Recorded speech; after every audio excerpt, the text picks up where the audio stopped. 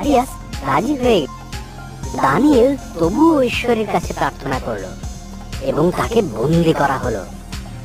দারিয়াসের দুঃখ হলো, কারণ তিনি দানিয়েলকে পছন্দ করতেন। তিনি বুঝলেন তাকে ফাঁসানো হয়েছে, কিন্তু তিনি আইন বদলাতে দানিয়েলকে সিংহের গুহায় ফেলে দেওয়া।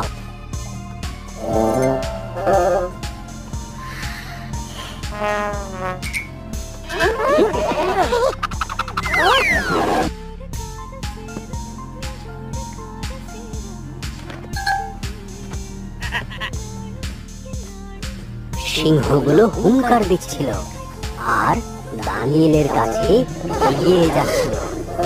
তখন এক স্বর্গদূত আসলো। ঈশ্বরই তাকে সেখানে পাঠিয়েছিলেন। স্বর্গদূত সেই সিংহগুলোর মুখ বন্ধ করে দিল। দানিয়েল সেই রাতটা নিরাপদে কাটালো।